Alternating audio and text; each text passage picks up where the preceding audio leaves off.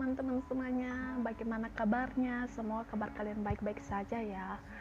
Perkenalkan, nama saya Sonia Tigia dan akan membahas tentang teologi sistematika 3.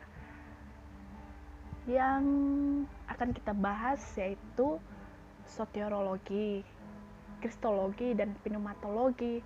Dan kali ini kita khususnya membahas tentang keselamatan, yang artinya soteriologi. Nah, terminologi dari Perjanjian Baru yang utama ada 3. Sonzo, selamat; soteria, keselamatan; soter, juru selamat. Nah, ada 2 arti secara fisik dan arti secara rohani yang artinya keselamatan ini, teman-teman.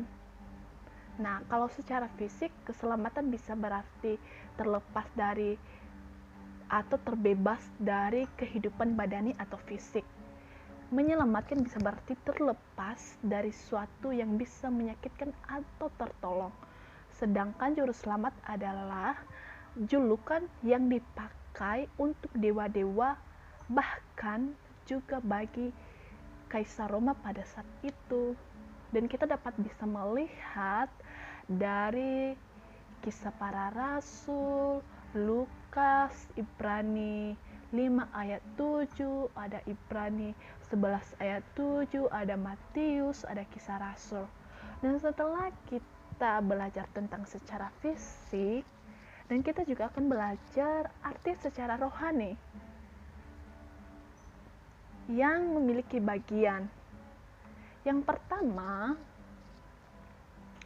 keselamatan adalah suatu kebutuhan yang pasti. Dalam hal ini dapat dibagi menjadi 3 bagian, yaitu posisi umat manusia yang memang membutuhkan keselamatan itu, yang ada di dalam Roma pasal 3 ayat 9, ada di Galatia, dan Roma pasal 5 ayat 12. Karena kita ada di dalam Adam yang pertama yang telah berdosa, di bawah tekanan dosa, dan oleh karena itu hukuman Allah ada pada kita. Yang kedua, di dalam Efesus pasal 2 ayat 13, maka kebutuhan utama kita adalah pengampunan dan pembebasan kepada posisi yang baru dalam Kristus di bawah kasih karunia. Bagian B, kebutuhan manusia secara natural, yang ada dalam Efesus pasal 21 ayat 3, dalam Roma dan Mazmur. Karena dosa asal, maka Allah menyatakan bahwa setiap orang sudah mati secara rohani. Jadi, kita sebagai manusia yang berdosa dulunya bersama-sama dengan Adam yang pertama ada di dalam dosa, dan kerohanian kita akan Allah sudah mati. Dan oleh karena itu kita membutuhkan kelahiran baru, di mana kita yang sudah berdosa dan membutuhkan kelahiran baru akan membawa kita kepada natural yang baru dan hidup secara rohani, supaya kehidupan kita ini bisa berkomunikasi dengan Allah secara langsung. Rohani kita hidup kembali. Dan bagian C, kebutuhan manusia secara praktikal, atau bagian yang ketiga. Yang pertama, karena kita adalah orang berdosa, oleh perbuatan kita, maka kita terbuang dari hadapan Allah, yang ada di dalam Roma pasal 3 ayat 10-12 dan Yesaya. Dan akibatnya maka kita butuh untuk disucikan dari segala perbuatan kita yang jahat dan mulai melakukan perbuatan yang baik sesuai dengan standar Allah. Nah, kita yang dulunya sudah berdosa butuh yang namanya disucikan dari segala perbuatan yang jahat. Dulunya kita manusia yang jahat, dulunya kita melakukan hal yang tidak baik, dan Yesus Kristus datang untuk menyucikan kita dan mulai melakukan perbuatan yang baik yang berkenan kepada Allah, sesuai dengan standarnya Allah, bukan standarnya kita sebagai manusia yang berdosa. Yang keselamatan adalah karya Allah yang eksklusif, yang ada di dalam Yohanes pasal 2 ayat 9 dan 2 Timotius pasal 1 ayat 8 sampai 10. Dan ada juga di dalam Efesus, teman-teman, kita boleh baca. Yang ketiga, keselamatan adalah pekerjaan yang lengkap. Di dalamnya termasuk setiap bagian keilahian bagi setiap orang percaya, dari pembebasannya dan keadaan sesaat dalam dosa sampai kepada kemuliaan akhirnya. Keselamatan dapat kita lihat dari 3 sisi yang ada di dalam Filipi pasal 1 ayat 6. Yang pertama, masa lalu.